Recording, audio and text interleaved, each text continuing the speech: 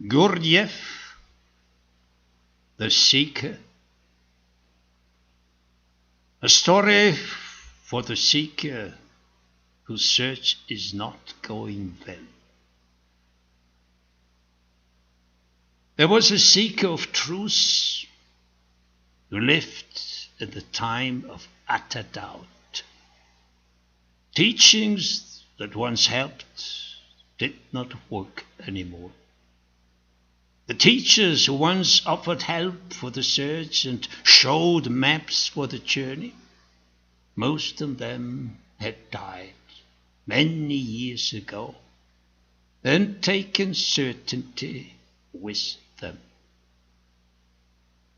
The seeker remained in inner communion with them and felt as if they were still alive and close. And sometimes in the flesh he thought he understood what they had said.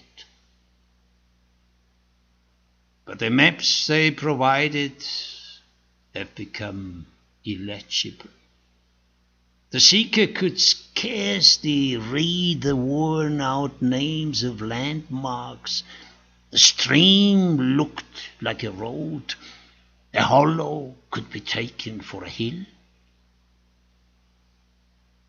Fumbling with a match to light the campfire, he finally set the maps ablaze and watched them burning and said, "I do not need these maps anymore. I have long since memorized them." On his way, he met other seekers. He felt all seekers as friends, and when they stopped together to rest, they showed him their gorgeous maps of inner states with words in Sanskrit, Tibetan, or Chinese. The seeker bent over them and explained, "What excellent maps!" He avidly copied and memorized them. By this, the circle of teachers enlarged. It included wise men and women of many centuries and regions. Even though they were since long dead and could not correct him, at least the seeker seeped in their words and examples. In his imagination, the seeker went in search for immortality with Gilgamesh. He wandered through China with Chuang-Tzu and sat in the cave with Milarepa. He heard the voices of Ramana Maharshi and many others. They lived in him. He had thought their thoughts, and when he came back to himself, he felt enriched. Yet now the teachers and companions, their conversations, their illuminating maps are nowhere to be found, nor does he wish to find them. This the dark night of the soul. Of the dark night emerged a questioning voice. "Seeker, your maps have gone up in flames. You were falling apart, you thought well mapped. The traces of the master's footsteps are still visible in sheltered areas where there's little wind to erase them."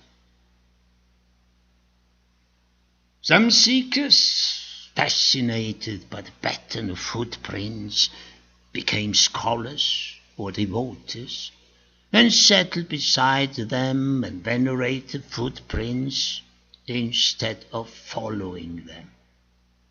Their sanctuaries line the paths, and everyone passing that way appreciates their learning. But suddenly the seeker came to an edge. When he leaned out over that edge, he became dizzy, that he quickly withdrew and sat down. He was confused. On the path below, he saw seekers walking on. He thought, these seekers on that path below seem to be doing fine. They are steadily advancing in the direction I had in mind before I started out. Maybe somewhere I took a wrong turn and entered a path which leads nowhere. Or I took the right path and I am only facing the same difficulties other seekers before me had to face. This region I have entered is not on the maps I can remember. Perhaps the other seekers didn't pass this way. And if they did, were they unwilling to record it or withheld it? Or does the terrain change in every era, so that old travelers' accounts are not any more useful? Be that as it may, my faith in those old guides is shaken, and also the faith in myself is gone. What shall I do now? Continue or go back? I better continue. Things may sort out themselves in due course, and this can be a new beginning. I know other seekers had passed through the same difficulties. That encourages me to look to my own resources. But can I trust myself? Or is this another error? Here I am, miserable and alone, upside down on a path into the unknown. I have to trust myself. There is nobody else to help me. Can I continue? Yes. I have to set aside all teachings and teachers, maps and certainties, and risk everything. I have to jump into the abyss.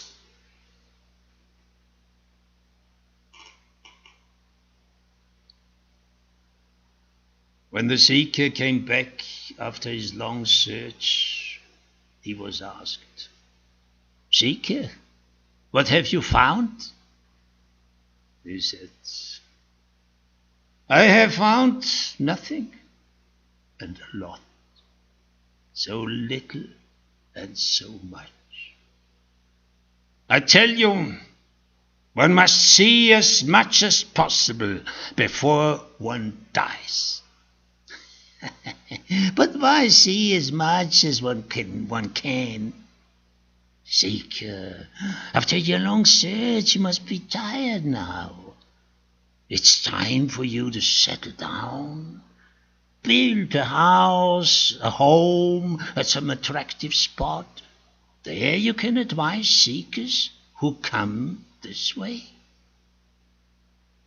But the seeker answered, "So, you are a tempter. The journey is good at every stage. Even in the slightest awakening, there's so much insight that one is completely filled and content. Yet one remains discontent. Strange, isn't it? But the real seeker is strong enough to bear the contradiction. It's because he carries with himself both the utter contentness and the utter discontent of the seeker.